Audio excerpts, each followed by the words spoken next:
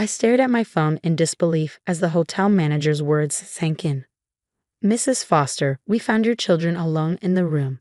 Your sister is nowhere to be found, and there's evidence of alcohol and other concerning items in the adjoining room.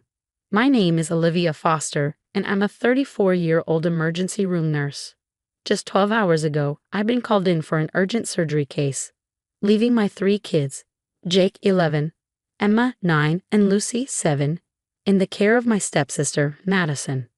We were supposed to be enjoying our first real vacation in 2 years at the Ocean View Resort in Miami, but a critical trauma case meant I had to scrub in.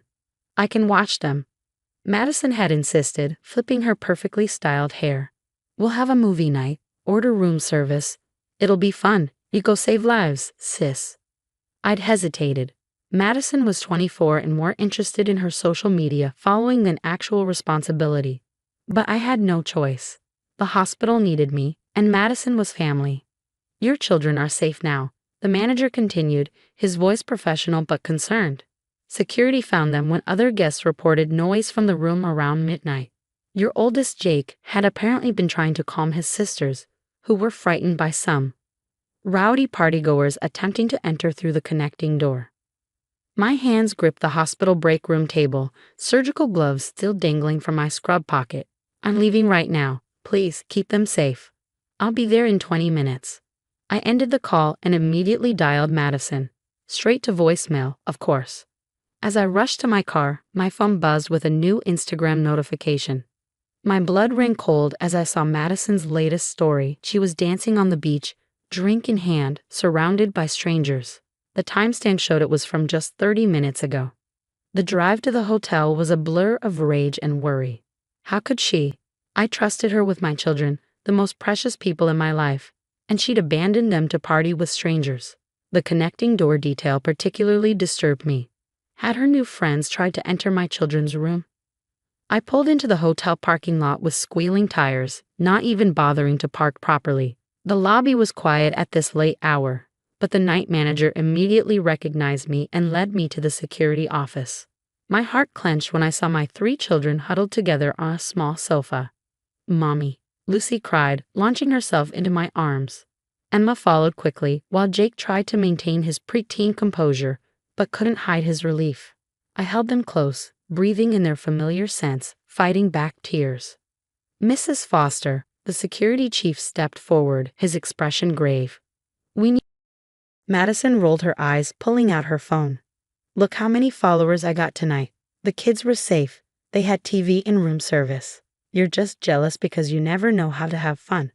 Always so serious, so boring." "Ma'am," the security chief interrupted, "please step back. We've already contacted the police, and—" "The police?" Madison's face paled slightly. "For what?" "They're not hurt. Olivia, tell them it's fine. Daddy will be so mad if I get arrested." I looked at her, really looked at her. This woman who joined our family when I was 15, who'd always been spoiled and indulged by her father, my stepfather, who'd never faced consequences for her actions, who'd put my children in danger without a second thought. "Not Madison," I said firmly. "I won't tell them it's fine, because it's not fine. None of this is fine." The next few hours were a blur of police statements and child welfare interviews. I sat with my kids in a private conference room the hotel had provided, trying to keep them calm while answering questions about Madison's guardianship status and the events of the night. "Ms. Foster," Officer Martinez said, reviewing her notes, "the substances found in the adjoining room are concerning. Your sister gave her key to several individuals she met on the beach, all of whom fled when security arrived. Given the proximity to your children's room—" I closed my eyes, fighting another wave of nausea. The connecting door had been the only barrier between my children and a group of intoxicated strangers. If Jake hadn't been quick-thinking enough to barricade it. My phone buzzed continuously, my stepfather, Robert, alternating between threats and pleas. "You're overreacting. Madison is young. She made a mistake. If you press charges, you'll destroy her future." I silenced the phone, focusing instead on Lucy, who had finally fallen asleep in my lap. Emma was curled up next to me, while Jake sat protectively on my other side, still trying to be brave. A gentle knock at the door introduced another officer. "Mrs. Foster, we've completed Ms. Madison's booking. She's being charged with child endangerment and possession. Given the circumstances, the judge has agreed to process her tonight. Madison's high-pitched wailing echoed down the hallway. This is ridiculous. They're not even hurt. Olivia, tell them I'm a good aunt. Daddy will be so mad at you for this. I stroked Lucy's hair, remembering how she used to adore Madison, how she'd beg her aunt to play dress-up or tea parties. Madison would always make excuses. She was too busy, too tired, had plans with friends. Yet she'd expected instant forgiveness when she needed a babysitter to maintain her social media presence. The hotel manager approached with paperwork in hand. Mrs. Foster, we've comped your entire stay and arranged a new room on a different floor. We're deeply sorry for this incident. He hesitated. We've also banned Ms. Madison and her associates from the property permanently. Jake spoke up, his voice small but steady. Mom, can we go home? I don't want to stay here anymore. Before I could respond, Robert burst into the room, his face red with anger. What have you done? He demanded. Madison's sobbing in a jail cell. She could lose her influencer contracts over this. After everything we've done for you. I stood carefully, passing Lucy to Jake. Everything you've done for me? My voice was ice. Like what, Robert? Like when Madison ruined my graduation party because she was having a rough day? Or when she borrowed my car and crashed it, and you made me pay for the repairs? She endangered my children. They're fine, he shouted, gesturing wildly. Kids are resilient. Madison just wanted one night of fun. Mr. Foster, Officer Martinez stepped forward. Please lower your voice. We have witness statements from hotel guests who heard your daughter giving her room key to unknown individuals, explicitly stating, my boring sister's kids are next door, but they won't bother us. Robert's face paled slightly. She was drunk. She didn't mean. She left 3 minors alone for hours, the officer continued. She gave strangers access to a connecting room. We found evidence of illegal substances. This isn't about one night of fun, sir. This is about criminal endangerment. Emma stirred, looking up at her grandfather with confusion. Why aren't you mad at Aunt Madison? She left us alone. Those people were scary. Robert deflated slightly, finally seeming to realize the gravity of the situation. Olivia, please, she's your sister. We can work this out privately, as a family. I laughed, but there was no humor in it. She's not my sister, Robert. She's your daughter, whom you've let get away with everything her entire life. But this time she went too far. She put my children in danger, and she's going to face the consequences. The bail hearing is tomorrow morning, Officer Martinez added. Given the circumstances, I'll pay whatever it takes. Robert interrupted. Just drop the charges. Please, Olivia, think about what this will do to her social media career. I looked at my children, Jake holding Lucy protectively, Emma pressed against my side. I thought about what could have happened if Jake hadn't been so quick thinking, if the hotel security hadn't responded so quickly. No, I said firmly. I won't drop the charges. Madison needs to learn that her actions have consequences. My children's safety matters more than her follower count. Robert's face hardened. You'll regret this. I'll make sure of it. Are you threatening me? I asked calmly. In front of police officers, while I'm holding my children who were just endangered by your daughter. He stormed out, already dialing his phone, presumably calling his lawyer. I turned to Officer Martinez. What happens now? The DA will likely offer a plea deal, she explained. Given Ms. Madison's lack of prior record, she's looking at probation, mandatory counseling, and community service. But she'll have a record, and the child endangerment charge will impact her ability to work with brands that target families. I finished. Good. Maybe she'll finally learn something. The hotel manager stepped forward again. Mrs. Foster, we've arranged transportation to the airport if you'd like to return home early. All expenses covered, of course. I looked at my exhausted children and nodded.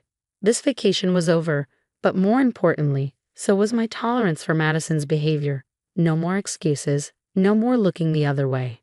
She had finally crossed a line that couldn't be uncrossed. 3 months after the hotel incident, I sat in a courthouse, watching Madison face the judge. She'd lost her trademark confidence, her designer clothes replaced by a conservative suit that looked uncomfortable and foreign on her. Her social media empire had crumbled. It turned out brands weren't eager to work with influencers charged with child endangerment. Ms. Foster, the judge addressed her sternly. This court takes the endangerment of minors very seriously. Your actions demonstrated a profound lack of judgment and responsibility. Madison's lawyer had negotiated a plea deal, 18 months of probation, mandatory counseling, 200 hours of community service, and a child endangerment charge on her permanent record. She had avoided jail time, but her life would never be the same. Your Honor, Madison's voice quivered. I've lost everything, my followers, my sponsorships. I can't even get a regular job because of the background checks. The judge remained unmoved. Actions have consequences, Ms. Foster. You left 3 children alone in a hotel room while you partied with strangers. You gave those strangers access to a connecting door. Consider yourself fortunate that nothing worse happened. Robert sat behind Madison, his face a mask of barely contained rage. He hadn't spoken to me since that night, except through his lawyer. He tried everything, threats, guilt trips, even offering money, to get me to drop the charges. When nothing worked, he cut all contact, even with my children, who had once called him Grandpa. After the hearing, Madison approached me in the hallway. She looked different, smaller somehow, without her usual bravado. Olivia, please, can't we just move past this? I said I was sorry. Are you? I asked quietly. Sorry for what, exactly? For endangering my children? For lying to me? Or just sorry you got caught and lost your followers? She flinched. The kids are fine. Nothing actually happened to them. Thanks to Jake, I corrected her. Thanks to hotel security. No thanks to you. My 11-year-old son had to protect his sisters from drunk strangers trying to break into their room. Lucy still has nightmares. I didn't think. No, you didn't think. You never do. And for years we've all enabled that. But not anymore. Not when it comes to my children's safety. Tears welled in her eyes. What am I supposed to do now? My whole life is ruined. I shook my head. Your life isn't ruined, Madison. It's just different. Maybe now you'll learn what real responsibility means. As I walked away, Robert called after me. I hope you're happy. You've destroyed our family. I turned back one last time. No, Robert. You and Madison did that when you decided her social media career was more important than my children's safety. That evening at home, I found Jake helping Lucy with her homework while Emma practiced piano. The scene was so normal, so peaceful, exactly what that night at the hotel could have destroyed. Lucy looked up and smiled, the shadows finally fading from her eyes. Mom, Jake said, Grandpa Robert sent us friend requests on Instagram. Should we accept them? I sat down with my children, pulling Lucy into my lap. That's up to you. But remember, sometimes people who say their family don't act like it. Real family protects each other. Emma stopped playing, turning on the piano bench, like when Jake blocked the door. Exactly like that, I said, smiling at my son, who blushed but looked proud. I don't want to follow Grandpa, Lucy declared. He wasn't mad at Aunt Madison for leaving us. He was mad at you for protecting us. Out of the mouths of babes. I hugged her closer, amazed at how clearly children can see through adult nonsense. Later that night, after the kids were in bed, I found an email from Madison. Her counselor had suggested writing letters as part of her therapy. The message was long and rambling, but one part stood out. I never realized how selfish I was until I lost everything. Dad always fixed my mistakes, covered up my bad choices. That night at the hotel, I really thought it was no big deal. Just another mess Dad would clean up. But seeing Jake's face in court, hearing about Lucy's nightmares, I finally get it. I'm not asking for forgiveness. I just want you to know I understand now. I didn't respond. Maybe someday we'd rebuild some kind of relationship, but for now, the distance was healthy. My children needed to see that love doesn't mean tolerating dangerous behavior, that family bonds shouldn't override personal safety. A week later, I received an unexpected call from the hospital's HR department. Robert had tried to get me fired, claiming I was unstable and vindictive. My documentation of the hotel incident, the police reports, and the court records had shut that down quickly. His last attempt at retaliation had backfired spectacularly. My phone still buzzes occasionally with messages from flying monkeys, distant relatives, or family friends telling me I'm too harsh, that family should forgive family. I delete them without responding. The only forgiveness that matters is my children's peace of mind. Looking at them now, Jake reading his sister a story, Emma showing Lucy a new piano piece. I know I made the right choice. Sometimes protecting your children means standing firm, even when it costs you other relationships. Sometimes it means letting go of toxic family ties to preserve what really matters. Madison's social media accounts are mostly dormant now. Her last post was a vague apology about learning and growing. Meanwhile, my children are thriving, secure in the knowledge that their mother will always put their safety first. That's the only influencer status that matters to me.